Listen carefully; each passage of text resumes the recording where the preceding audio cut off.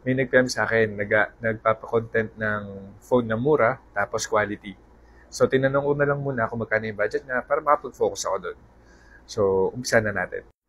Isingit ko nga pala yung current na gamit kong phone, Motorola G56. Tingnan yung camera quality. Pwede din. Tinanong ko na rin muna siya kung ano ba yung ginagawa niya sa phone. Katulad sa mga games. Heavy games ba? Light games? So, sinagot niya dito, COC, which is a light game. Tapos, ano pa? Social media? Netflix lang ba? So, umuon naman siya doon. Tapos, ang gusto lang talaga niya is magkaroon ng magandang camera. Kaya ako tinatanong yung mga ganito para malaman ko kung kailangan ba talagang ma-reach ko yung 2,500 na budget niya or pwede akong bumaba doon. Unahin natin yung pinakamura. So, yung Xiaomi 14T, 12GB of RAM, 256GB of storage, 1,189 reals lang. Heavily discounted to compared dun sa dati niyang price or original price na 1,699. Since yung requirement kasi niya sa phone is yung magandang camera, tapos basic apps lang yung ginagamit niya sa phone, so panalong-panalo na to. Kaya kinaya kong ibaba yung presyo instead na maghanap ako ng 2,500 reals sa phone.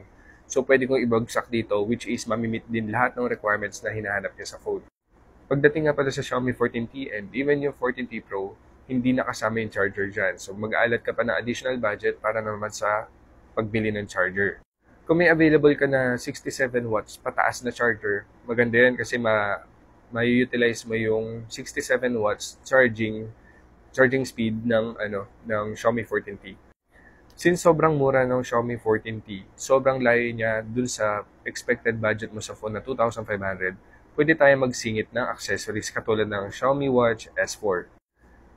Ang nakikita kong problema pagdating sa Xiaomi is yung charger. Hindi available sa Noon, Jareer Extra. Nakikita ko lang yung original na Xiaomi chargers sa AliExpress. So ito, 41.8 reals, Xiaomi 67 watts, which is ito yung dedicated charger para dun sa Xiaomi 14T. Dun sa 2,500 na budget mo, sa unang combination natin is yung Xiaomi 14T plus yung Xiaomi Watch S4. This time, pwede pa natin gawing isa pang combination is yung Xiaomi 14T and then itong Lenovo IdeaTab Pro, 256GB of storage, Wi-Fi version, tapos may kasama na rin, Tab 10 Plus. So, ang presyo lang niya is 1,149, which is may utilize mo naman kung mahilig ka manood sa Netflix. Dito naman tayo sa sumunod. Yung Motorola Edge 60 Pro, 1,839, naka-sale ngayon. Yung dating price niya is usually nasa 2,499 down to around 2,000 reals. So, dito may kasama na siyang Motorola Buds Plus, Motocare na screen protection for 6 months, may charger na rin na 68 watts at saka may case. So, ang daming nakabundle dito sa gantong halaga. So, sulit na sulit yung pera mo dito. Since malayo pa to ng konti sa 2,500 mong budget, so pwede pa tayo mag-add ng accessory katulad ng Xiaomi S4 Watch, which is bagay na bagay din dito or compatible dahil Android din naman yung phone na to. Next naman is Motorola Edge 50 Ultra. Meron siyang 16GB of RAM, at saka 1TB of storage sa presyong 2,009 reals lang. Sobrang sulit na ito. Sobrang ganda ng camera. Ito kasi yung gamit ko. Tapos, meron siyang 100 times zoom.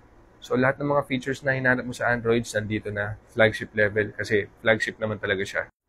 Yung charging power nga pala nito is 125 watts. Yung Edge 60 Pro kanina is 90 watts. Ang hirap bumaba din sa 120 watts na charging capacity kasi sobrang tulin. So, kunwari, pag sinaksak mo, uminom ka lang ng tubig, nasa kalahati na. Sobrang convenient kasi ng 125 watts o yung fast charger. Pati yung Xiaomi 120 naman. Kasi may mga scenario sa akin, katulad na, kunyari, lobat yung phone ko nung gumising. So, mula sa bahay, drive to office, 10 minutes, full charge na pagdating ko doon. O kaya may mga case na palobat ako tapos biglang may kailangan puntahan na client, saglit lang, 50% charge kagad, few minutes. Tingin ko naman, pagdating dito, since 2009 na yung natin, hindi na natin maipapasok yung relo, yung 499 na Xiaomi S4 Watch. Ang mas magandang bilin mo naman pagdating dito is yung Motorola Buds Plus kasi hindi siya kasama sa bundle na to. So, ang presyo nun is nasa 300 real. Ang pinakamahal naman sa listahan natin dito is yung Xiaomi 14T Pro, 12 GB of RAM, 512 GB of storage, tapos meron na siyang kasamang earbuds and VIP card. So at least secured yung phone mo once na kunyari mabasag yung screen. So ito yung gagamitin natin para mabili natin ng libre kahit nakasalan mo pa yung pagkabasag ng screen nun. So ang presyo nito is 2,473.05 reals.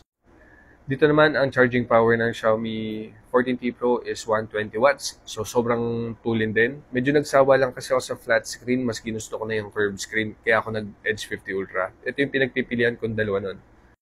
Siguro ang problema ko dito sa Xiaomi is hindi available locally yung 120 watts na charger niya. Doon mo makikita sa AliExpress. So, 43 reals yung 120 watts charger. So, halos dikit lang nung kanina sa Xiaomi 14T na 67 watts charger naman yung kanila, na 41 reals naman yung presyo. Daanan natin kung kailan matatapos yung security updates sa mga phone na sinabi ko. Yung Xiaomi 14T Pro and 14T, September 2029. Motorola Edge 50 Ultra, May 2028. Motorola Edge 60 Pro, April 2029. Lenovo IdeaTab Pro, November 2027. Okay. Importante ito kasi 6 months after matapos yung mga security updates na yan, dapat pinapalitan mo na or hindi ka na naglalagay ng mga banking accounts dyan. Pero ngayon kasi 2025 pa lang, so sobrang tagal pa matapos ng mga security updates na to. Punta naman tayo sa eSIM ng mga phones na sinabi ko.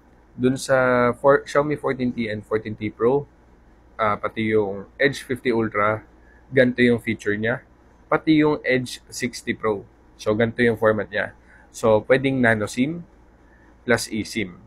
Tapos, pwede din na dalawang eSIM yung gumagana.